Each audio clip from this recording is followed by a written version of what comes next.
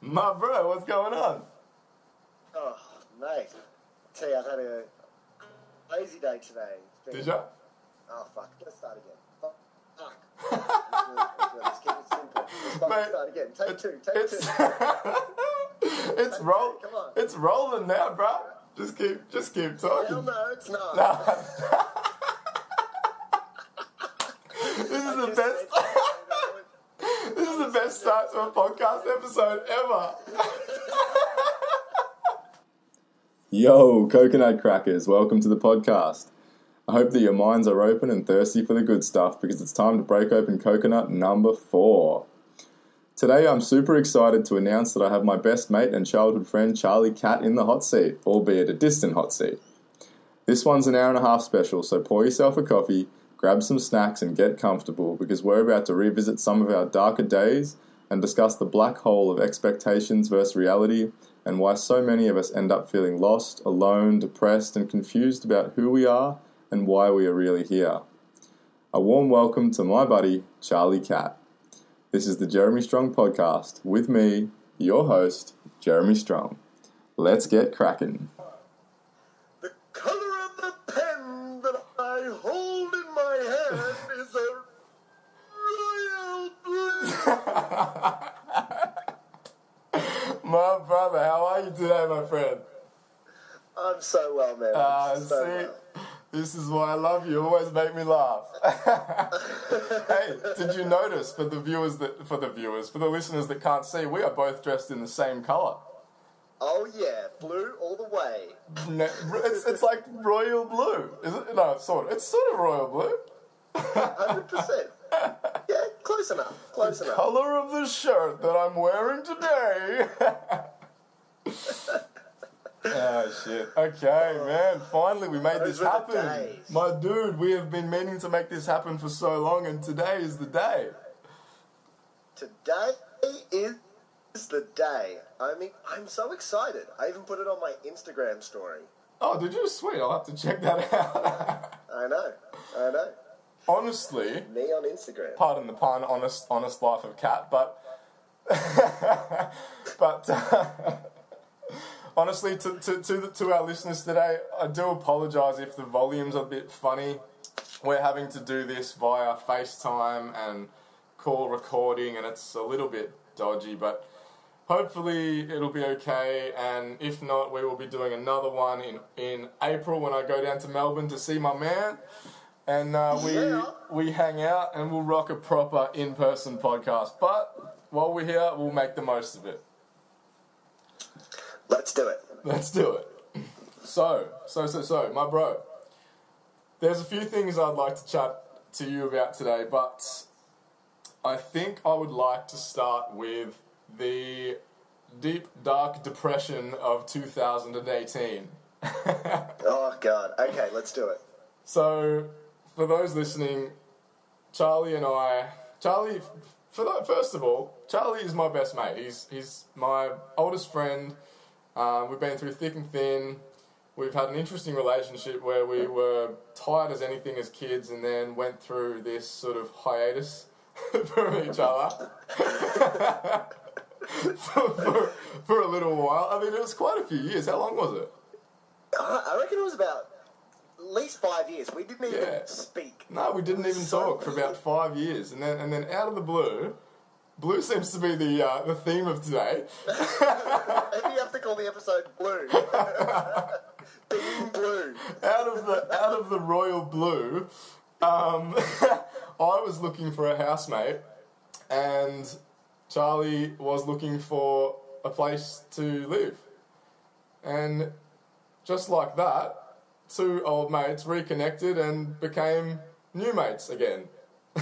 Yeah, it was It was like the universe was literally speaking to us saying, you guys need to catch up. Yeah, it was, wasn't it? It was like really the universe was like tapping me on the shoulder like, yo dude, did you forget about this guy? he knows you better than anyone else. Come on, man.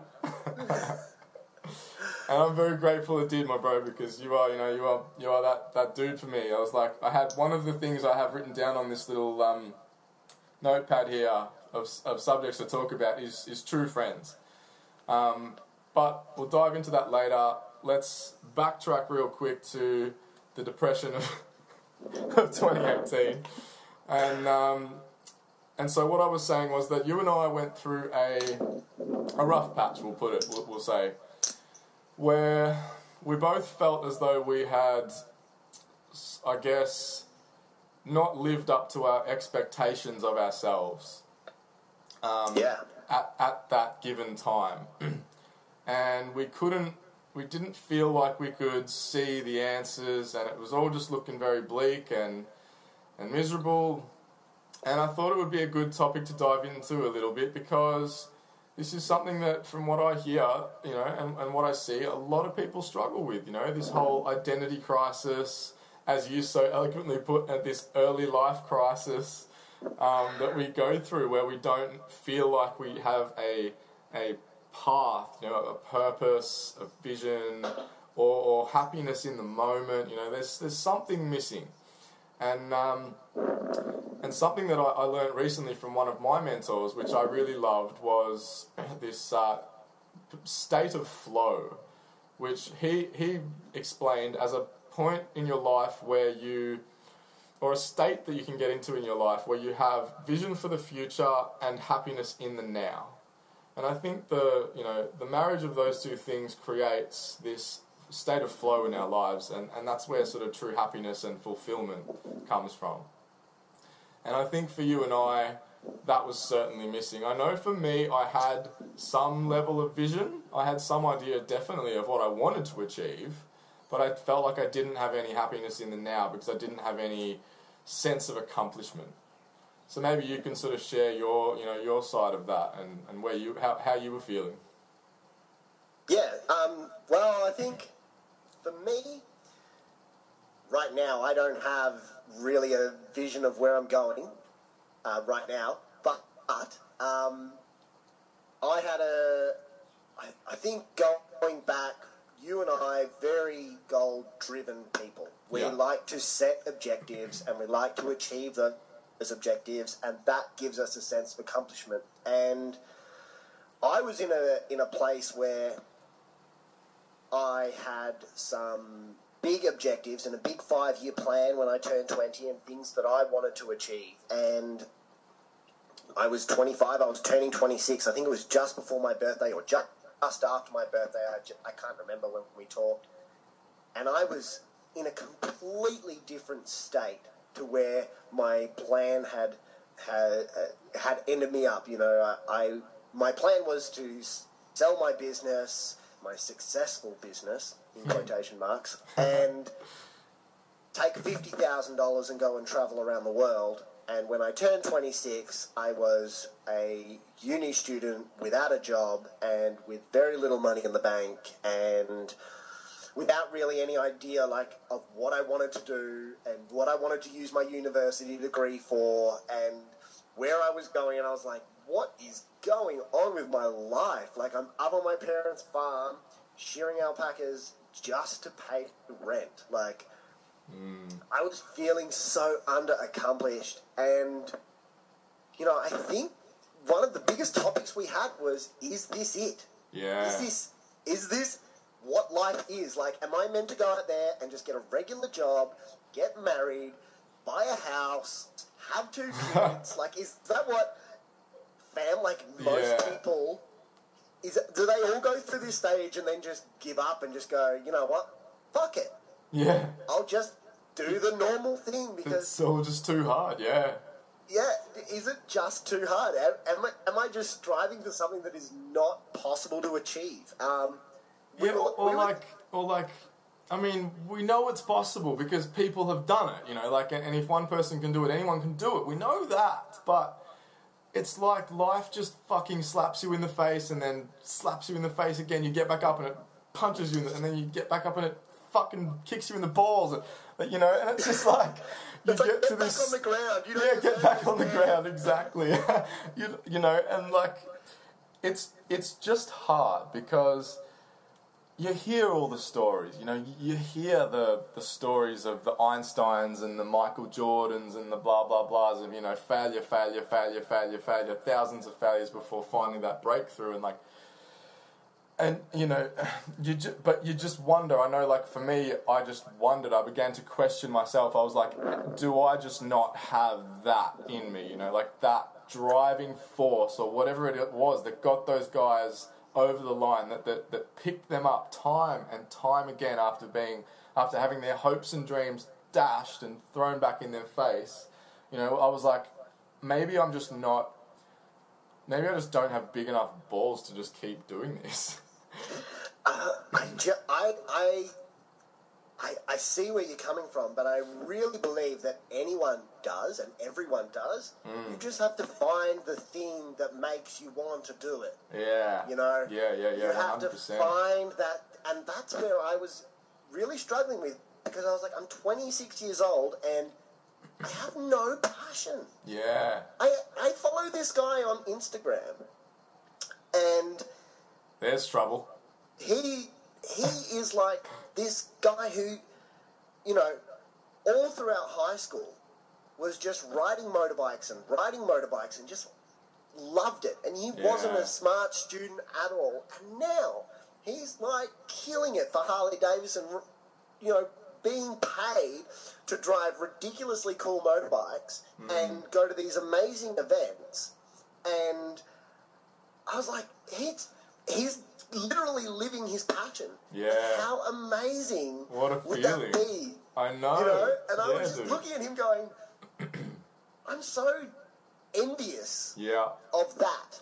Yeah, me too, man. You know, I don't want to ride motorbikes, but it's that passion. Just the drive, like, dude, like, you know, you read these books, or like for me, like I read a fair bit, or I have in the past, and I do now again, but you know, and you're constantly reading about this burning desire, and I say that in quotation mark, you know, in quotes, because it's like, fuck, for me, like, I was like, what is that?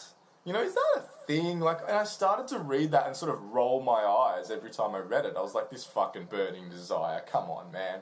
Like, you know, like, what is that feeling? But you're right, it's just that thing of, it's just a matter of time. It's just a matter of you got to just keep turning these rocks over until you find something under one of them. You know, you have to keep exploring. Different, like for some people it takes years, and like some people will discover that thing in their 60s, some in their 50s, 40s, 30s. You don't know when you're going to find it. But if you give up, you'll never find it. Yeah. Well, I haven't found mine yet. But in saying that, I've come to I'm taking the attitude of me with relationships.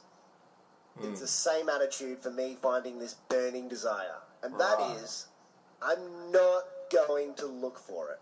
Yeah. I'm going to be conscious of it. Yeah.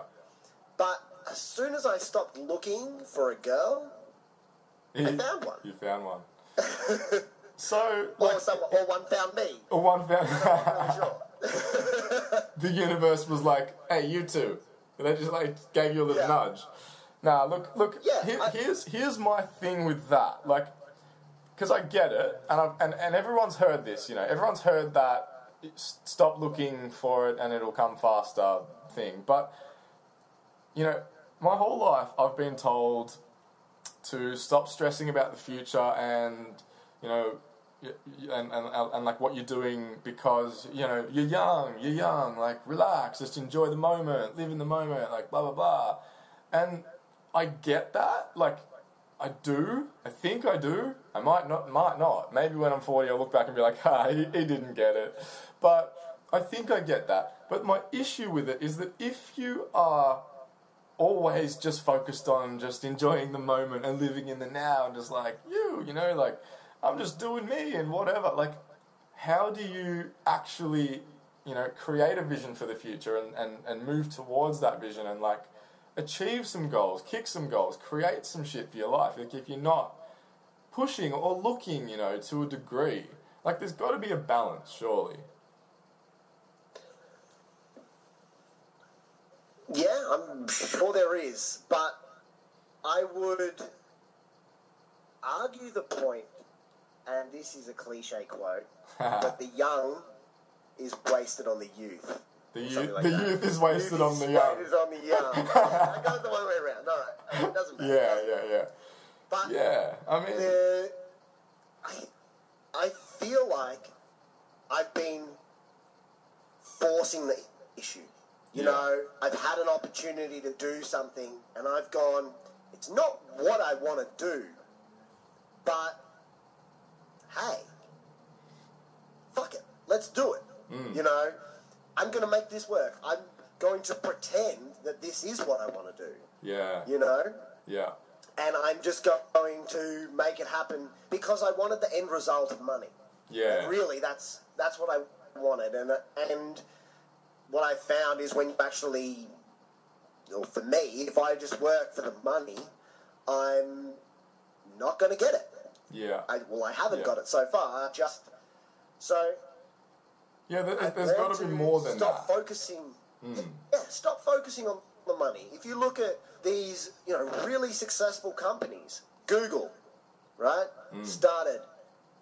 All they wanted was to make the internet simple and easy for the user. Facebook, he just wanted to talk with his college buddies and wanted to have a community with his college buddies. You look at.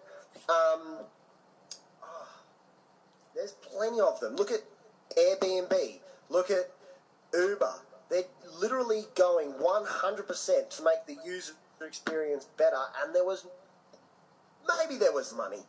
Maybe, who knows? But I promise you in Facebook. What they're doing is they're all addressing a need. They're providing a service that is needed or wanted in the market.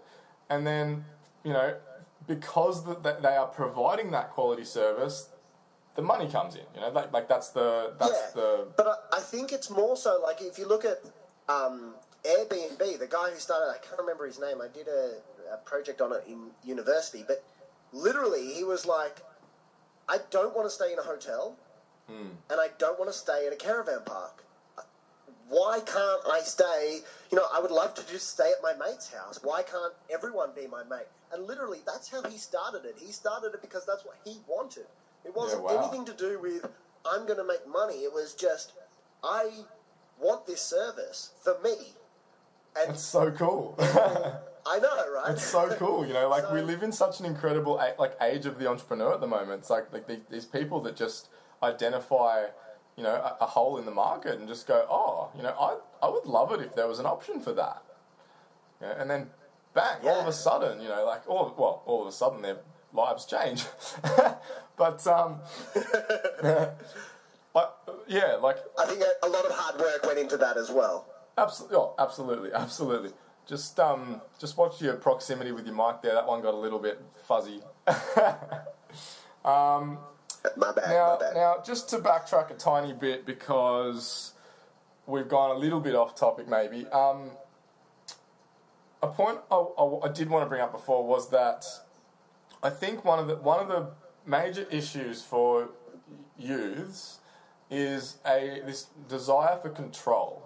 Because something that I've learned in my life, and I'm absolutely still learning, is that we get very, very attached to the destination.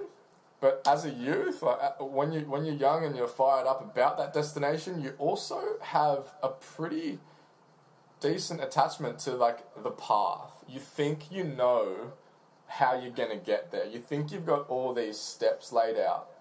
And in reality, the universe doesn't work like that. The world doesn't work like that. You having that focus on the end goal is amazing, and that is crucial to getting there. But you have to also be open to, that path. Rather than looking like a straight line, it's going to look like a fucked up squiggle.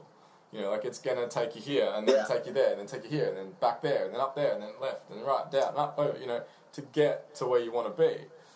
And, for me, personally, I wrote this down when I was at work the other day, because I heard it on a podcast, and I was like, that's bloody brilliant. This guy said that, he always had this vision of being a speaker and and like, I think it was like a speaker and a salesman or something to some degree, and he was saying that he couldn't understand why in his life he'd had so many different career paths, he'd been in so many different jobs all over the place, and then one day it clicked, and he was like, oh my God, I have worked in, this many different industries because now that I'm a speaker, I know how to relate to this many different people. I can speak directly to all these different people that I have a personal experience in their industry kind of thing. And I was like, damn, I relate, because I also want to be a speaker one day. So it hit home for me, it really hit home for me. But I really related to that because I've also jumped between a lot of different jobs in my past. I've always been I've never felt fulfilled in my work. I've always been hopping from this to that, to this to that. And when I heard that, I just was like, oh, damn, that makes so much sense. It's like this, I want to be a giver, I want to give back to the community. I want to help people. I want to speak. I want to coach. Like, that's my love. And I'm like, I can now relate to such a much broader spectrum because of my experience through all these different jobs. So it's important to just realize that there's a divine sort of, purpose to all of this, what appears to be mess. Yeah, 100%. And I think as well, for me, when I look back at my 5-year goal when I was 20, had my values stayed the same, I may have achieved that goal.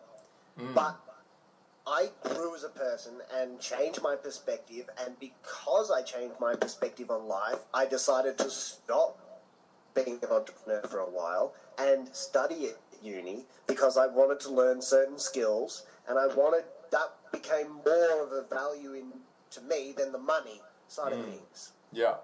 And so I think when you may have a goal that's a long-term goal, you may have this destination that you want to achieve, but as you grow as a person, that destination changes, and you think that you're going towards that destination, and then someone influences you somehow or says something that changes the way that you think, and subconsciously you go and you take a wrong turn or you take a different turn, and you want to go and experience the forest over on the right-hand side. That's so true. Instead of achieving that goal, I think it's, everyone looks at these end destinations of where they want to go and who they want to be, and wouldn't it be amazing to be like that person? Then someone else comes and changes your perspective, and then you subconsciously change. And then you end up in a totally different position to where you were. And you've got to realise that. Yeah. That's another thing, isn't it? We are subject to change. Our values as people, as you just said, change all the time, constantly.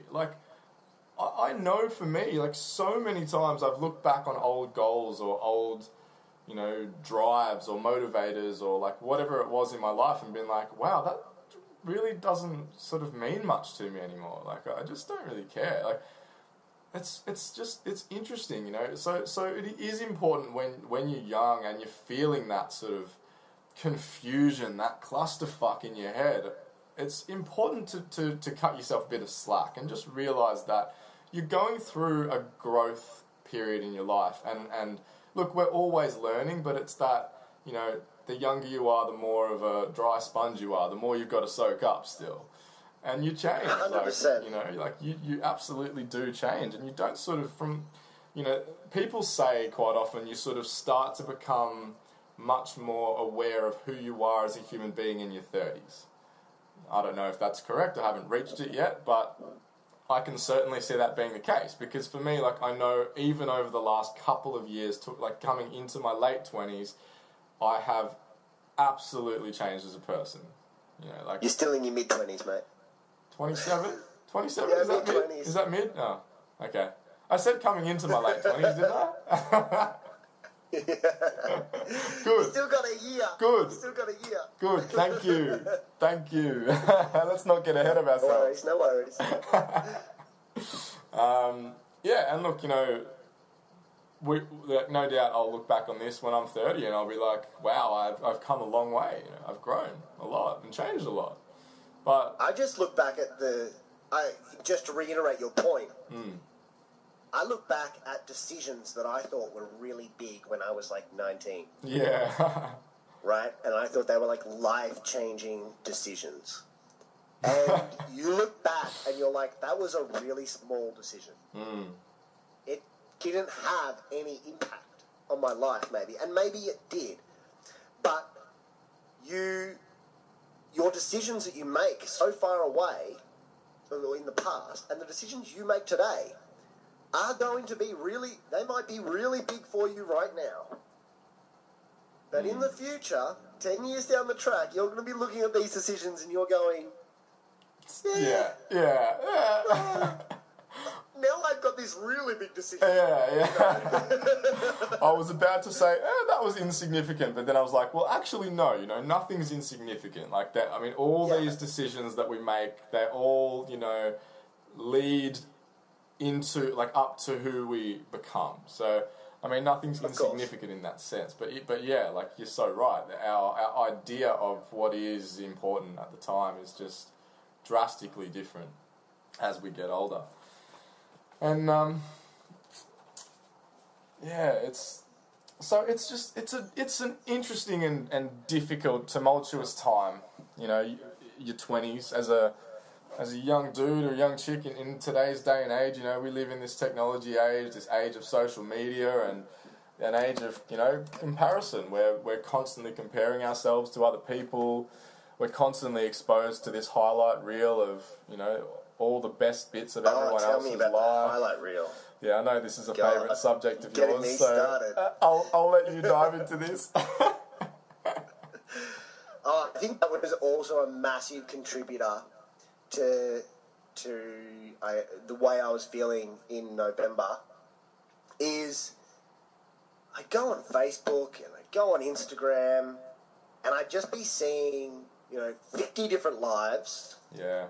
Of all these successes that all these people that I know were, doing. And, one person was having a kid, and one person was buying a house, and one person was buying a car, and I gone to school with these people, and, a lot of these people as well are, younger than me, and I'm going, oh my God, they're so successful, everyone's so successful, and I'm just nowhere. I'm an unemployed uni student, and look at this person go. They just bought their house, and they're 2 years younger than me, and they don't even have a partner. They haven't even got the money capabilities that I have, and what's going on? And this is not fair. And then I just kind of it just kind of builds up, and you don't realize it's building up, and I just took a step back, and I was like, hey, that's one person who's bought the house, and they've had to sacrifice all these things to buy that house. Because I know that I definitely could have bought a house at my age, but I've spent that money traveling, I've spent that money drinking, I've spent that money doing things that have made me into the person that I am, and I could have bought a new car, or, I could have a kid right now if I wanted to, or, but that's not where I'm at, and that's okay, and it's okay to accept that, but I was getting really grumpy, I guess, at this whole concept of, and I was watching a couple of videos about how it was making people feel, and how a lot of people were feeling the same way that I was feeling. Yeah. And I was like, it's all so fake. It's all just this cover. I mean, how many times do you see a photo of someone on a beach, on holiday, but it's a throwback? Yeah, true. And they're like, throwback to when I was in Thailand, but it kind of looks like they're always living in Thailand. Yeah. And you're like, what is this? So, yeah, I mean, and on the other side of the coin, there are also those people that are always in Thailand, or always overseas, or always traveling. But it's just important to recognise that everyone has their own path, everyone has their own journey, and everyone's priorities, and values are different. And if your number one priority above anything else in life is to be in Thailand all the time, you'll make that work. You'll just make it happen. I mean, of course. it's the same thing. It's like for me, my primary set of values and purposes, like in life, up until this moment, have always been health and fitness. Like, you look at me, and throughout my life, regardless of what else is going on, I've always been healthy and I've always been fit. Period. I've never not been. I don't know what it's like to not be healthy or fit. So, I do. But and that's just my point. We all have that thing, whatever that thing is. Like, for some people, that might be, just all they ever wanted was to have that, to be a parent. So that you'll find they'll have their kid, and someone else, all they ever wanted was to, be traveling. That's all you'll ever see them doing, and that comes at the sacrifice of whatever something else. And it's just, that's exactly what it is. For some people, that thing is corporate success, and so they are just, focused. That is they're 100% focused. They're like, I am getting that fucking BMW, I'm getting that nice apartment in the city, I'm working this job and I'm going to work my way up the rungs. But you don't know what they fucking, have to sacrifice for that. They might have shitty relations with their family. Yeah, they might have truckloads of debt.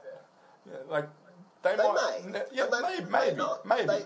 They've got to sacrifice something in order to achieve. That's my point. Yeah, exactly. It's never a case of everything's rainbows and butterflies. It's just not that way. We all have, that thing. Yeah, but I think as well the thing that was annoying me most about it was that all I see on Instagram is what you said before, the highlight reel. That is all you see. You see what people want you to see. Yeah. And that is their best side. Yeah.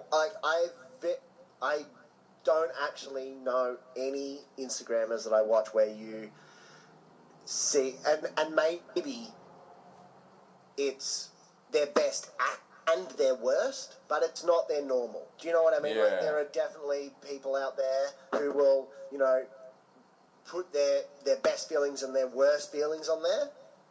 But I didn't feel like in my social circle there was anybody just being a regular person on there. Yeah, I mean, I think there's a few, and you do find a few bloggers that'll do, like vloggers or something that'll do, like, days in the life of and, like, stuff like that. But it's true. It's like, there's always that whiff of, this is for the camera. Like, there's always that, there's something, and you're right, it is hard to get just a direct snapshot into someone's life as though they didn't even know you were there. The truth, the authentic truth, which is, is difficult. But at the same time, I think people should be wary of what they're going to social media for. You know what I mean? Like, it's important to not be treating social media as, a place to go for validation of self or that you're on the right path or that you're up to scratch or that you're keeping up with the Joneses or whatever. Like, the way I see it, like, for me personally, my social media is to get a brief insight into what's going on in my friends' lives and to get dope inspiration. Like, I'll be following pages that pump me up, that amp me up, that come up with cool quotes that fire me up or excite me or center me and ground me, tools that I'm going to be able to use to make my life better. Yeah, and then I think that's a reflection of your social media as well, is that you look for that and then you then want to provide that as well. Yeah. You look for that inspiration, and if you guys are following Jeremy, I'm sure you're well aware of the fact that he inspires you through fitness and has done for eternity since I've known him. But that's what you do. You've always inspired people through fitness, and now you're trying to inspire people through your blog and through your podcast and through, other channels. Yeah. I'm trying to expand that, for me, I'm just really trying to explore as many different avenues of, how can I be of service to more people? as possible. Yeah. Like, that's a big passion for me at the moment. But, you know, that's neither here nor there. But, yeah, like, you know, so it's just important to just be aware, just be careful with your social media.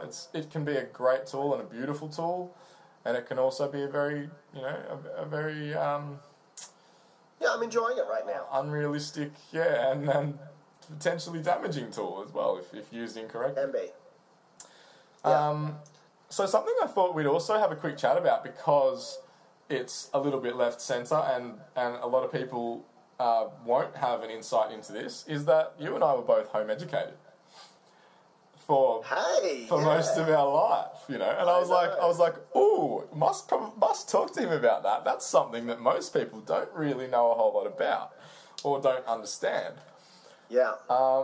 So Right. maybe give everyone a little bit of an idea, just like a little bit of a glimpse into your childhood of what home educating looked like for you. Well, I must admit, so I went to a really weird school up until I was 9. Yeah. Maybe I was 8, somewhere along grade 3, which was called Maryvale. And it was an interesting school in the fact that there were probably only about 50 children who went there, and those 50 children, it was primary school, and if you were 6, all the way up, so grade 1 through grade 6, we were all in the same classes. And because we were so small, the teachers could then do different teachings with us depending on our ages. Right. So it wasn't so much someone talking, it was more so, this is what we're working on today with you, and it was very individual learning. It was really cool. Then they shut down, and my mum couldn't find a school that she wanted to send me to, and so she was like, fuck that, I'm going to school you at home. And it was epic. I'm not going to lie. It was fun, wasn't it? Oh my God. We did very little schoolwork. I don't know about you. Yeah, me too. No, I me did too. very little schoolwork. I was I think I was just going to say, I was were in so close. Yeah, I was in trees a lot more than I was in. I was definitely 100%. up trees a lot more than I was working. Yeah, for sure. But I think I think it was a great life, and it was so much fun, especially in the city. And the reason why I would say it is a big thing in the city is there were enough children to find meaningful relationships. Yeah. There was a homeschool group, and there was someone there. There were 60 families. There was always someone there, your age, your interest, someone you get along with, and we had a crazy time. We were kids. I personally learned how to cook. I was living part-time on a farm, so I learned how to do farm work, so I got a great work ethic. Yeah. I learned how to make sure I could look after myself. I counted the money for Mum's business when she was running her business, so I was part of their financials in their business, and kind of working out how they made money. Yeah. And stuff like that. So, it wasn't that I wasn't doing any kind of learning. It was just I wasn't doing typical sit down, write an essay. And I think that the side of my education that really lacked was my English. So my speaking English was perfectly fine. My mother's English, and she definitely slapped me on the wrist whenever I pronounced a word incorrectly or something like that. But my written English was very bad. I'm still very bad with verbs and adverbs and adjectives. I kind of know what they are, but yeah, I'm the same. Yeah, which I shouldn't be, because my mother's a fucking writer. Yes. But so I'm blaming my mother for that, because my mum is also very good at writing essays, and her English is very good. But in saying that, it hasn't held me back. So that's been my experience. I had a great time. Then we moved to the country full time. Yeah. And that was really shit. Yeah, right. That was not fun. Which is funny, because I picture the idea of a kid being homeschooled out in the country as having a great time. But you're right. Like, when you're young, you need that environment with other kids. You've got to be socialising. 100%. Yeah. I mean, I lived at your house. Yeah. We lived at each other's houses. Yeah, 100%. Literally, it was almost every day we would catch up. Yeah, and then, yeah. You are my brother, man. And then you are my moved brother. up. Yeah, exactly. And then moved to the country, and that was really isolated. I went to a couple of homeschool groups in the country, and there were maybe 6 children there, and that was not fun. I didn't get along with any of them. Then I played footy with the local footy team and cricket with the local cricket team, and basically, got torn apart because I was homeschooled. Yeah. Yeah. So I didn't make any friends. I was the weird kid. I only kind of got, maybe not respect, or I don't know what the right word is, but kind of like okay relationships with people because I was good at the sport. Yeah. So they wanted me to play because I was good at the sport, but I wasn't, they didn't want to hang out with me after. Yeah, you're different. You're seen as different. They don't understand. Very different. Yeah, yeah. No. And so that made me want to go to school. And so and it was actually a really good thing in the end, because I went to school for year 12, for year 10, year 11 and year 12. Yeah. And I got myself a VTE education, which it was good, and that helped me get into university. Yeah. And that was also a really good learning curve as well. Yeah. But for 6 years of my life, or probably 4.5 years of my homeschool, I've had the best time ever. Yeah. And what about yours? I'm 100% the same, and I'll dive into mine a little bit in a second, but like something I just wanted to touch on there that I think is really important to point out is that what you just said, which was the same for me, which was that we wanted to go to school. That right there is the biggest difference, hands down. When you want to be somewhere, I can't stress this enough. Like for me as well, having been homeschooled most of my life, barely doing any schoolwork. I think I went to school for year 8 and year 11. I think it was year 8. I don't know. One early year and then year 11. I got to year 11 and would consider that I would have been in the top 30%, I reckon, of my class in terms of my marks and grades and stuff. Like, because I wanted to be there. And you wanted to learn those things. I wanted to learn those things. I was like, I'm ready for this. Like, I want to check out what this is all about. And sure, like, there was definitely a social aspect to that. Like, one thing that you regardless of your situation as a homeschool kid, the social area suffers a bit. So that's an area that I wanted to develop in, and was definitely an integral part of my decision to go to school. But the other part of me was just I'm ready now. I've played enough. I'm keen to learn some shit, and so I went with an open mind, and I went keen to learn, and I learned. I learned and I did well, and it was a good experience. And look, at the end of year 11, I decided that that path wasn't for me, and that I wanted to dive into a trade, and I went and did my mechanic apprenticeship. But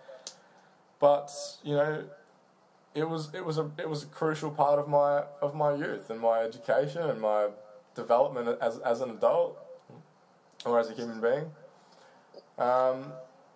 So yeah, like that's just a really important thing to remember for those out there. If you want to be somewhere, you will apply yourself to a much greater degree. Yeah, I think as well. The thing about it is that when I finished my schooling, I was like, there is no chance I am ever going to homeschool my children, because because the end of when I went to school, and I developed some amazing friendships at school and got along with some really cool people, but it took me about 6 months at school to realise who the people were who were going to be my friends. And so those first 6 months at school, I was the weirdest kid, and I got picked on, and it wasn't even people just picking on me, it was just the exclusion. I just wasn't welcome anywhere, which was kind of makes you feel like, I don't know, it makes you feel really shitty. And I was like, I never want to put my kid through that. And I wanted to go to school because I wanted to get through it, and I'm a pretty confident person, but I've always thought I never want to put my kid through that. And the older I get, the more I'm like, but I got to go to Thailand, and I got to go on cruises, and I got to go to New Zealand, and I got to do all these amazing things and see these amazing cultures and learn a whole bunch about different people and how they live and what they value. And I was like, these are things you don't get when you just go to school. Yeah. And the thing is, when you just go to school, you get the same holidays as everyone else, so you go to the same holiday destinations and you stay in a resort and you're like, that's what's expected. Yeah, it's so true. I went hiking through Vietnam in the bush when I was like 9. Like, that's so cool, eh? Oh, it's man. So there's just like these real life experiences that you don't get to have, in most schools. Like I know for me, it's such an incredible feeling being, a young dude and just being in your younger years and having that sort of freedom to be able to sort of just express yourself creatively and explore what it's like to be a kid. Yeah. You know what I mean? Like, it was so much fun, wasn't it? And we developed such a good relationship. Yeah, absolutely. We did. And I think another real great benefit of homeschooling is you do get a little bit more of a sense of the real world, I think, than a lot of school kids do, And so, even though maybe I hadn't reached that expectation for myself last year, I still felt like when I left school, I sort of transitioned into the real world maybe a bit easier than some of the other people that are around me. I don't know. Yeah. Yeah, how you feel about that? I think homeschool gives you a different perspective on the world. That's what I found, is that maybe it's not a better I think it's just different. I think that school and most schools, most schools that I have know children from, or, I know adults who went to certain schools, I'm not going to say all schools, but most of the schools that I know of in Australia would accommodate that rat race. Yeah. Accommodate that, high-performing students, get into university, high-performing students in university, going to get into maybe not the corporate world, but they supply into into that basic mechanism of like the economic machine, that worker mentality. You're so right. I absolutely agree with you in the sense that schools are there to develop and churn out good workers, that are going to complement society and It was interesting because in my degree, part of my degree is in statistical analysis, and I'm very much looking at getting into some form of consulting role. And from advice from people who I know in the industry, it's good to go and start your, working life at a company like one of the big 4 accounting firms, like Deloitte or Ernst & Young. Yeah. And I am the complete opposite of what they hire. I am this, mature student who's got a whole range of sales experience, who shears alpacas, who grew up on a farm, who's got a hippie mum, who loves Byron Bay, who, Yeah, Byron Bay. Cheer up, slow down and chill out, people. And the type of people that they, advertise for and that the uni provides them, Monash University, they have good relationships with them. But the type of students that they want is these straight HD students who spend their whole uni life and their whole junior adulthood aiming to go and work for one of these companies. Yeah. They're the people they generally put through their program. So I'm such a left of field choice that it just kind of is like, but I could offer so much to that company. Yeah, absolutely. Something we are very much blessed with as homeschooled kids is this ability to think outside the box, or that training. You're breaking up here, dude. You there? Have I lost you?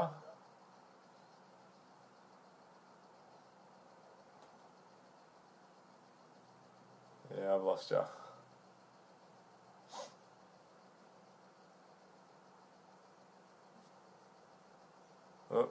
Oh, you're back. Totally lost you there. Yeah, you're right. After I said, What'd you say? after I finished speaking, Yeah. if you heard what I said, just did not hear anything. Okay, I heard what you said, but I can't remember what it was. Yeah. You mean about Ernst and Young, and that you're a random choice? Yeah. Okay. All right. Are you ready? Yeah. So I think one of the great things about home educating in that sense is that we are sort of taught and exposed to alternative thinking. We are taught to think outside the box a little more. And so maybe we don't fit into that, the avatar of the person that they're looking to hire, but we do have this whole other aspect to us that, that enables us to often, not always, but often be these sort of groundbreaking thinkers. And, from what I can see, I know this might be a big claim, and by no means, back you in, Jeremy. By no means, right now am I saying that, if you want to be an entrepreneur or a game changer or that next level figure that you have to be homeschooled. There's so many school kids that do incredibly well. I'm not at all, I guess, saying that, but quite often we'll find that we just have this innate ability to see things differently. We just have a different lens on the world, so to speak. Yeah. I definitely have got a different lens on the world. Yeah. And I think that also changes as well. I think that you are a product of your surroundings. Yeah, absolutely. I really, really believe that. And I think the older you get, the less you are impacted by your parents. Yeah. And the older you get, the more and the more independent you get, the more choice you have about the people you surround yourself with. And those are the people that are going to change the way that you think. So, and the older you get, the more you realise you are your parents. Oh, it's scary. It's so scary. When you sound like your parents, how creepy is that? Yeah. I just sound exactly like my dad. Mm-hmm. Identical. And we even have the same, our laugh. We have certain things that we say that are just like, if you didn't know, if you couldn't see me right now, they could definitely be my dad. Yeah. But I think that the thing that homeschool does is it takes you out of that. Because when you go to school, you're forced to be surrounded by those surroundings. And so up until you leave school, you have been impacted by your parents and your friends and really your friends' parents. And all those children that are at that school and your teachers, they're the people who have influenced you in your decisions. Yeah. Whereas when you're homeschooled, you get such a broad variety of different things that you're exposed to that you're absolutely probably more influenced by your parents in a sense because you spend a lot more time with them. Spend a lot more time with them. Yeah, exactly. But for me, I was exposed to a lot of different cultures, which also influenced the way that I thought. Yeah. No, I can totally agree with that. I think I think I don't know if this is the same for you, but for me, I spent a lot more time as a kid around old people significantly older than me than I would have if I was at school. Yeah. So I think that's another thing. Weird. Yeah, it's interesting, isn't it?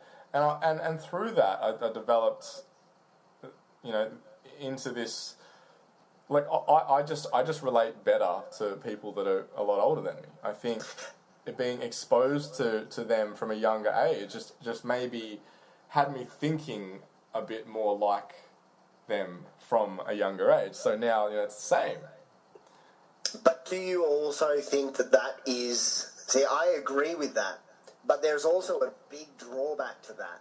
And I feel like that drawback is that they are developed in different ways to how you are. So you kind of relate to them on a mental level, but like especially as a teenager, I was hanging out with people who were like 1, 2, 3 years older than me, and it was a lot happens between the age of 14 and 15. Yeah, like 14 absolutely. and 16, more happens, and you're like, that's like...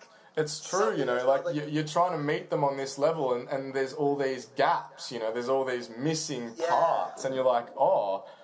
Oh, did I skip something? Like... What's wrong with me? Yeah, what's wrong with me? I don't know. Yeah, all this So that is a internal slight conflict. drawback as well. No, true, definitely.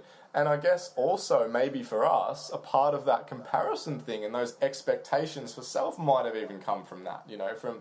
being surrounded by people who are in a much more advanced place in their life from a younger age was always like, oh, I'm going to be like that. I'm going to be like that. I'm going to be like that. So that, for me, definitely feels like another, contributing factor to why I am so often plagued by this sense of underachievement. Can I ask you a question? Of course. Are you going to homeschool your children? Oh, the $1 million question. Charlie, we're singing the praises here. Oh, we are. But on that underside, I do want to state that I was the same as you when I went to school. I was like, there's no way I'd home educate my children. You need that social side. It is so important. And as a youth, I know for me, I'm sure for you, as you said before, fitting in was fucking hard. So hard. We were just looked on as if we were from another planet. And, literally, and not only that, but I looked at them as though they were from another planet because they were different. And I didn't know how to relate. I couldn't communicate. I grew up without, with core values being, truth and authenticity and being myself and expressing how I'm feeling. And then I go to school and I learn that the street smarts, or maybe not the street smarts, the social dynamic of whatever is so much deeper and more twisted and fucking dark and mysterious than that, and let's use girls as an example. It's always a good example. You'd go to a girl, I would go to a girl and I would be honest, I'd tell her how I was feeling and and it was that's just not the way you do this. This. You are way too full on. You are way too full. It's whoa, my dude, back off, G. You can't be that into me. Whatever it was, I was just I'm just expressing how I feel inside. Yeah. But that isn't you've got to learn the finesse of I these. think I was lucky in the sense that my brother went through a bit of a rough patch when I was homeschooled and came and stayed at the farm for a while.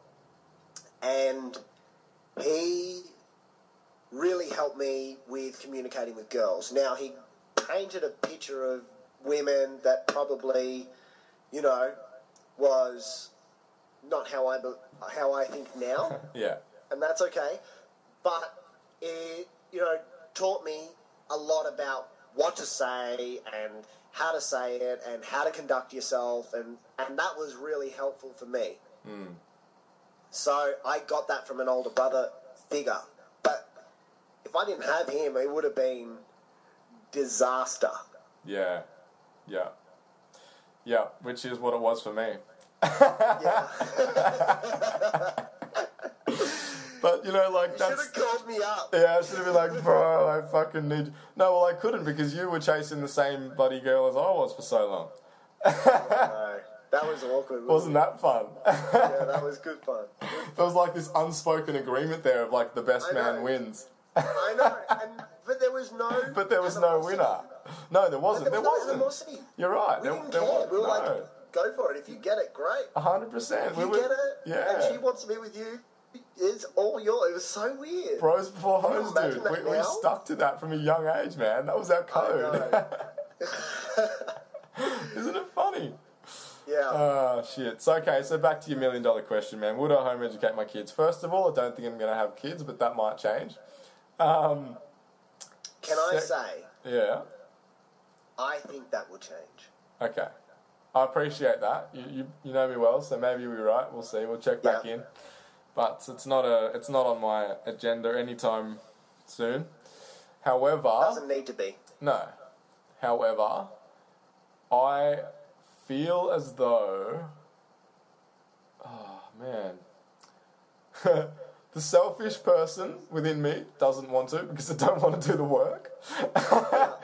But I feel as though I would like to, for a little while, I'd like a split arrangement, like maybe a 50-50, or maybe like a 30% homeschooled, 70% school kind of situation, or something like that.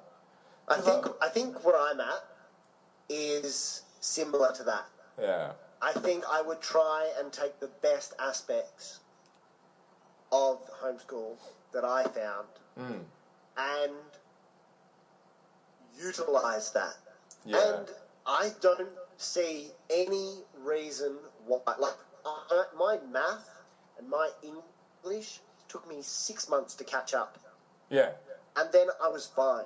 Yeah. And I missed 6.5 years of school. Yeah. So when teachers are saying, oh, you can't take your kids out of school for this long, they're going to fail, they're never going to do this, they're never going to get there. You can hire a personal tutor if you need. It is so easy to get a tutor nowadays to come and catch your kid up. So I think I would And it's garbage. definitely... It's just garbage. Yeah. If you want to learn, you'll fucking learn. Simple as that. Exactly right. So I'm with you. Right now, at this point in my life, I definitely want to do it at some point. Yeah. For a period of time, because I think 12 years of schooling, of strict and rigid schooling, is not healthy for a child. No. My opinion. Yeah, I completely So, agree. I would like to take some breaks out of there, and maybe they're 6 months at a time, maybe they're 2 years at a time. It depends on where I'm at. It depends on what's happening in my life. It depends on resources and availability, and who knows where I'm going to be. Yeah. But that is something that I would like to be able to offer my children. Yeah, look, and I think, our responsibility as parents when that day comes is to take what our parents did for us and make it better. It's like, you don't reinvent the wheel, but you take it and you improve it. And that's all we can do. You take your experiences in life, you put your twist on them, try and make them better, and you... Agree, 100%. I like that. I really, really like that. Thank you. Came up with it all by myself. Woo! I'll tell you what, bro, we've been going for an hour, and I'm not too worried about time with you because this is a deep dive and, you have best mate status, so whatever. But we won't go too much longer because we'll try and keep the people's in mind. But let's touch a little bit on that true friends thing that I was talking about at the start, I think. Did I mention that at the start? Mm-hmm, anyway. you did. I wanted to touch on that because I think it's really important to know who your real friends are, who your true friends are, and I think there are certain criteria that are very important in helping to determine who they are. And for me, with you, it's always been that you won't sugarcoat shit for me. If you feel a certain way about something I'm doing or you have an opinion, you will be honest, you will share it, and I know that even though it might not feel great at the time, comes from a place of love, and it comes from a place of you wanting the best for me. And I Yeah. hope and feel like I do the same for you, and I think that is something that's crucially important in strong relationships. Yeah, true friends is a funny thing for me because I feel like and I'm so happy that you needed a roommate. Because I honestly feel like the only true friends that I have, like people who I could rely on no matter what. Yeah. That's for me, people who I would call in sticky situations, and Yeah. I know would drop what they're doing and come and help me. Yeah. And excluding my wonderful girlfriend Annika, my true friends are you, Azzy, and my sister. Yeah. Word. Man, I have the And- same feeling. Like it's the bonds that you create from a really young age. You know, Yeah, generally. I think one of the biggest problems that I've had with friendships as an adult is that I've worked in a really high turnover industry Yeah. for a lot of my adulthood.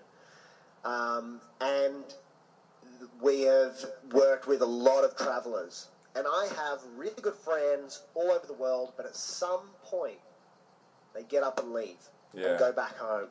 Yeah. And so we never get to that next level of, we hung out all the time, we had a great time, but we never got to that next level of being like really, really close, Yeah. And, it's hard to find good friends. It is, It is man. a really hard thing to It do. is, and this is it's a funny kind of paradox, if that's the right word for it, because it's not hard to find good people. There's a lot of good people at their core, but it is very, very hard to find a good friend, another human being that, as you said, you can rely on, and that will speak their truth with you. 100%. That is valuable. Yeah. Valuable. And often comes from, either going through quite a significant experience together, or spending a lot of time together as a kid when you're developing as a human being. I think for a lot of people it's very difficult to make friends once they're older because they have because that ego self is quite strong, and they have quite a self-identification of this is me and this is them, and this is who I am and this is who they are. And when you've grown up with someone and they've almost sort of interweaved into you, it's a lot easier to know that they're going to be there. Yeah. Yeah, it's an interesting thing. I've got I would like to say I've got plenty of mates. Plenty of people who are my friends, and I really enjoy hanging out with them, and I've got a whole range of different friendship groups. Yeah. I'll have my sporting friendship groups, and I'll have my business friendship groups, and I'll have, my uni friendship groups, and just all these random, and they generally don't interact with each other because they're totally apart from each other. Yeah. But yeah, it's an interesting thing, and I was actually working with this guy, and he's New Zealander, but been living in Australia for quite a long time, and we've been starting to get really close. And I think interestingly enough, when we first started, working together, we kind of butted heads a little bit. Yeah. And I was the type of person who pulled him up on things that he needed to be pulled up on. Oh, you saw the value in that. He didn't appreciate that at the time, and so we butted heads, and he thought I didn't like him, and it was nothing personal. It was just we started working together, and I was pulling him up. Yeah. And over the last probably year and a half, 2 years, we started getting closer and closer and hanging out more, and kind of, I don't know, I just really get along really well with him, and he's just moved to the Netherlands to chase a girl. I'm like, you've got to be joking. But that could have been you, mate. I know. Could have lost you to bloody Denmark. Yeah, Denmark. Yeah. Lucky the weather's so good here. Otherwise, we probably would have gone. Yeah, there you go. And you just got back from there, mate. Yeah. Yeah, it was a really nice trip. We just went back for Christmas, first Danish Christmas. Yeah, really white cold Christmas, over eh? there. It wasn't white. It wasn't was like white. 3 degrees every day. Mate. So colder than a fridge, but not cold enough to snow. Colder than a fridge, but not cold enough for the good stuff. Yeah, exactly. It was weird. The first day or the second day I was there, I put my hand in the fridge to get the cold water bottle out of the supermarket and went, oh my God, this fridge isn't on. And then I realised that it was just so cold outside that it was colder outside than in the fridge. That's hilarious. Why do they invest in fridges? Oh, for summer. Yeah, I guess so. I don't know. Yeah. Nowhere in Europe has air conditioning. Yeah, It's right. not a thing. Yeah. I wish it wasn't a thing here. I hate this shit. I'll be honest. Yeah, but can you imagine living? I've lived without air conditioning, and I tell you, it is not fun in Australia. I live without air conditioning here. It's fucking great. On the Gold Coast. Yeah, I don't have On the it. Gold, I don't know. Makes I me couldn't sick. live in Melbourne without it. I couldn't live in Melbourne without it. And we don't use it that often, but there are days when it's like 45 degrees, and you are like, Yeah. that shit needs to be on. Yeah, 45 degrees Celsius. Those heat waves down in Melbourne, they get pretty fucking hot. Let's be honest. All right. I've got one thing I want to talk to you Oh, before we yes. finish up. Okay. It's about your first podcast. Hey, shout out to Phoebe Daniels. Yeah, what up, Phoebe, girl? that was really good. It was a really easy listen. Had so much fun listening. Thanks, bro. But I have a differing opinion about Tinder. Beautiful. And Let's do I it. think you guys are using Tinder in the wrong way. Okay. Because, Well, first of all, I'm not using Tinder, but go for it. well, you're then... I was using Tinder the wrong you way. were using Tinder and Yeah. you were doing it the wrong way. And Phoebe, you need to get onto this shit. Well, Phoebe's got a In my boyfriend, opinion- bud. Okay, Phoebe, you've got a boyfriend. You don't need to get onto this shit. But any listeners out there who are using Tinder, which is a very superficial dating app, my opinion, I treated Tinder like a superficial dating app that cuts out all the bullshit. This is how I treated Tinder. Imagine you're in a club and there's 200 girls, right? Mm-hmm. And you Sounds go, like okay, that sounds like my job on a Saturday night. Yeah, okay. So there's 200 girls in this club, and you go, okay, I like the look of these 40 girls, right? Now, normally if you're in a club, you will start, if you're looking to pick up, or you're looking to catch up, or you're looking for something to happen, or maybe it's a bar, or whatever it is, you'll need to go and actually talk to these people and see if they have reciprocating feelings of whether they think you're attractive. Yeah. But imagine if you just said you selected those 40 girls and then 4 of those girls also selected you. Yeah. And that is Tinder. Yeah. It is literally saying, hey, I think you're attractive. And when you get a match, you think, I'm attractive. And so therefore, you have 2 people who both think you're physically attractive. The first hurdle, rather than you having to go through 40 girls and trying to figure out which one thinks you're attractive. And those numbers are probably accurate, by the way. About 40 I'll like, 4 will like me. Exactly right. That's why I use them, right? So then you've got 4 girls which you can start interacting with. And you know what? You might talk to the first girl and she might be just totally opposite to you. Completely opposite. You know, she might be in this race. You don't want to talk to that person. But what I did in Tinder is literally probably within the first 2 or 3 things that I sent, it was, let's catch up for a coffee. I think you're hot. You think I'm hot. Let's catch up and see if we like each other.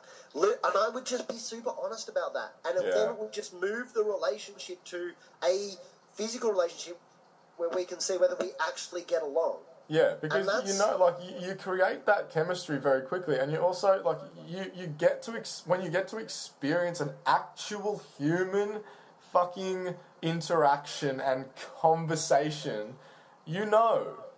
You can't tell when you're typing away on this little keyboard, you know. There's no, you know, like they say, 80% of what we say isn't what comes out of our mouth. I've said that before on this, but you can't convey emotion. You can't convey, like, tone. Like, you know, so much of what we say is in our tone, and it's so hard to connect with another human being when you can't read their body language and hear the tone of their voice and all this shit. So I know what you're saying, like, just diving in, going straight in for the, look, let's just catch up in person. It's not scary. You're going to catch up somewhere public, as you said, for coffee. Make it a fucking morning thing, somewhere in the middle of the day. You know, the girl has nothing to worry about in terms of...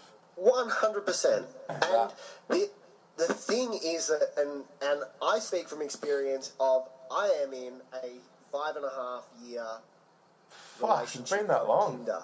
I know. Yeah. 5.5 years. Wow. And happy as anything in my relationship.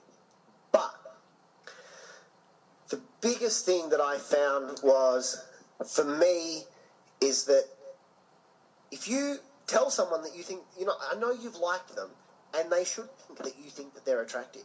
But even you have insecurities. Like you telling someone that I think you're hot and you think I'm hot, you are actually just taking away all that awkward, nervous, negative energy. Because you're telling them that they think you're hot, and yeah, I mean, clearly they do. They like you, right? Yeah, they think you're attractive. You are hot, physically attracted to one another. Physically, exactly. Yeah. So let's catch up. And all of a sudden, when you catch up, it takes the awkwardness out. Yeah. That's the thing I love about it. It's just, let's just get to know each other as two people and see if we want to go on a second date. Yeah, this is a social experiment. And you know what? I have a suggestion. I don't know. Tell me what you think of this suggestion for people. Delete everything in your Tinder bio. Just have your fucking photo. Swipe the person. Send them a message. Say, yo, we mutually agree that we're attracted to one another. Let's catch up and discover the rest in person and go from there. My bio, you got to have a little bit of a hook in your bio. There's got to be a little bit of a hook that gets people to want to like your photo. My bio was, and I'll just do it. Just do it. Nice. Just do it. Nice. Shows, has a couple of meanings to it. I like it because it's like sporty. You know, I like Nike. I'm into that type of stuff. But it also just fucking like me. You know, just like me. It's funny you say that because that was my friend James's life advice for all those listening on the podcast a couple of weeks back. Now was just do it. So I like it. Was there anything else? I've got one more thing that I think just touch on quickly, which is really helping me and making. And opportunities are coming up. I won't tell you about my opportunities here right now, but I'll tell you more in April when you come down and put it on the podcast. Because I may be promoting some new things. But we were listening to Mikhail. Mikhail. The Project podcast people. Shout out to Mikhail. Mad Dog. Yeah. And he had a guest on, and I'm really sorry, but I can't remember his name either. But they did this 29-day challenge of where they have to give someone something out of just the random act of giving. That's it. And Jeremy and I have agreed to do this. Yes, and we are about 2/3 or 3/4 of the way through. Are we already 2/3 of the way? Yeah, that's incredible. We're up to day 20, 21 today. Day 21. Wow. Yeah. And it's a 29-day challenge, and I would just like to say, if you want some more information, you should listen to that Mikkel podcast. Yes. I'm sure Jeremy can put that link in the bio. Yeah, I'll find that out, and I'll just make a note of that. Keep talking. And it is literally changing my perspective on every day, and and it's amazing. He was talking about how opportunities open up and things just happen, and his life changed just by him doing this. And I'm not even kidding you. My perspective on life opportunities are opening up, they're changing. I'm looking for every opportunity to do something nice. It is like a breath of fresh air.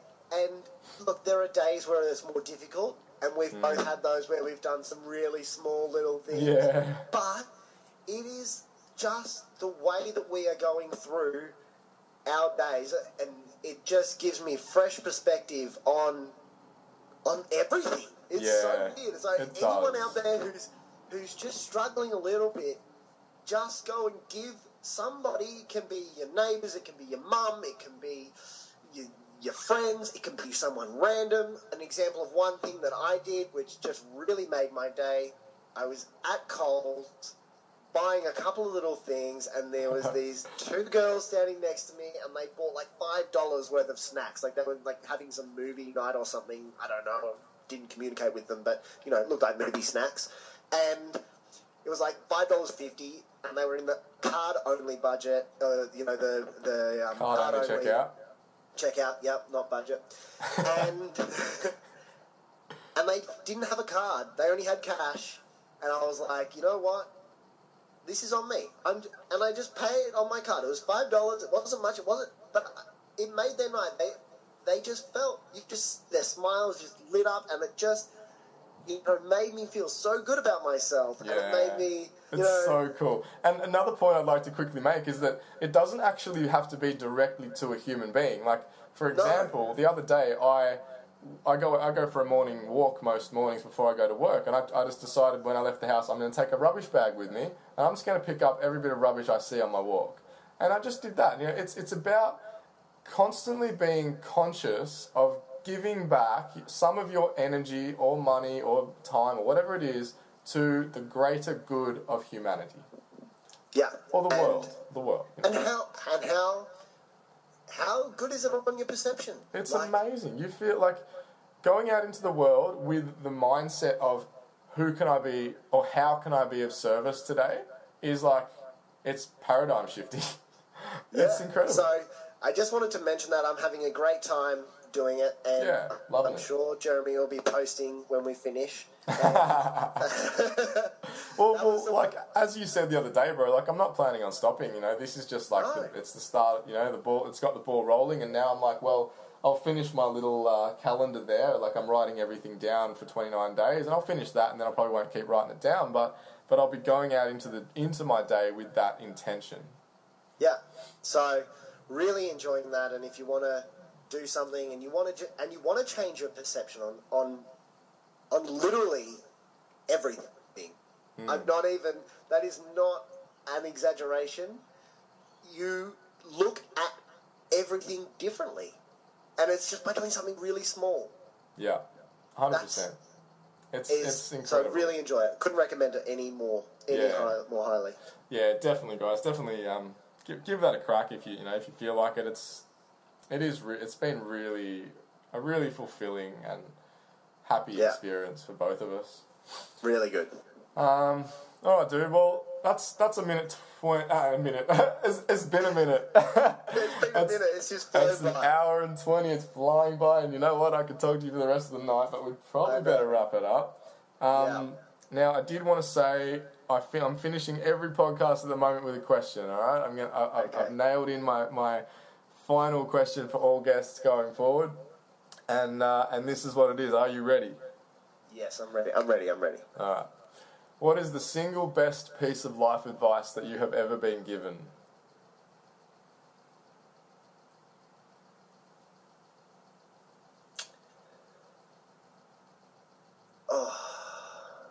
It's a tough one. It is a tough one.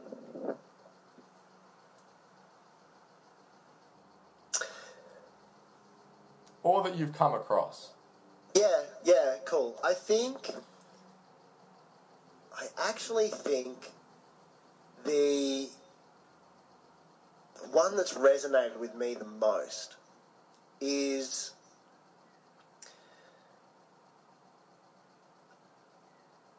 I can't remember who said it. Sorry, I was just trying to think. It doesn't matter. But really, the me, it's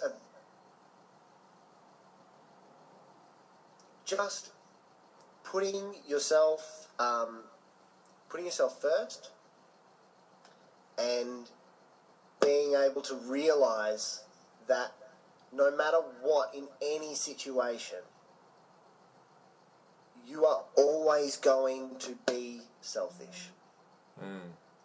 Yeah. And that is okay. And people try and be selfless, but at the end of the day, every action that you do is selfish. It is, and that is perfectly okay. And I think that for me has resonated the most, because even if you've got children, Yeah. you can't look after those children if you don't put yourself first. Yeah, you're right. It's that message from, the I think the Dalai Lama and Michael Jackson. Like, it's that message of be the change you want to see in the world. Of like, if you want to, like, change the man in the mirror first. Like you have to be, to use the words of one of my mentors, Aubrey Marcus. To be fit for service. If you're Exactly going right. to be of service here in this lifetime, you need to be putting yourself first, because no one else on this planet wakes up every morning to make you a better person. Yeah. So I think that's the thing that resonates with me the most is definitely being selfish and being okay with being selfish. Yeah, That's nice. I think that's a a better way really of putting nice. I think there's a really nice message in there, because like, it's frowned upon in some sense to a large exactly. degree. That selfishness, but people they're mistaking what that selfishness actually represents. Yeah. And what that means. There's a lot more to it, and it's funny because people are going to say, "Hang on, you just said you're doing this 30-day, 29-day challenge of giving to others, and putting people before you." And it's like, well, that's not what it's about. Like, we're not saying that you shouldn't be being of service. We're just saying to be of the most service, you need to be looking after yourself first. Yeah, and don't get me wrong, it makes me feel good giving. Well, exactly. Like, there is that selfishness to giving as well, isn't there? Because you get a kick out of it, like that. Yeah. I don't know, is it dopamine release or something? I'm not all that great with these chemicals in the brain, but yeah, I'm sure dopamine makes you happy. Yeah, that'll do. Yeah, it'll do. Yeah, it's true. There's that as well. It does. It makes you feel good. So, okay, good stuff. Beautiful. Well, my brother, an hour and a half or so. That's a good effort. I think most people are probably pretty ready to wrap this one up. But that's okay. It's been a bloody blast. That was awesome. We finally made it happen. Yeah, we did. And don't worry, I will be uploading that blooper from the first attempt, because that was funny as shit.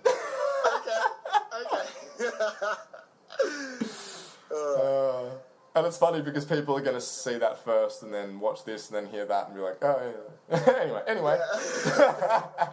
Doesn't matter. Cool. Doesn't matter. My dude, Awesome. I'm going to go. I've got half an hour to get ready before I'm going off to a little, a man's group actually meeting up tonight to do a big sort of joint meditation and then sort of sit down and discuss our goals and desires for 2019. So that should be fun. Are you doing like a mastermind thing? Yeah, something like that, yeah. Just a bit of a cool. good Enjoy. vibes group. Should be fun. So I will, I guess we'll call this one a day, and we will chat again very soon. And to all that managed to stick it out for an hour and a half with us, thank you so much for joining. I hope you enjoyed it. Yeah, hope you got something out of this one. So on that note, take care, my brother, and everybody, be selfish. See you, mate. See ya. Thanks for tuning in, fam. We're cracking coconuts every Sunday on the Sunday. You know where to find us. We'll see you next time. Have a good one.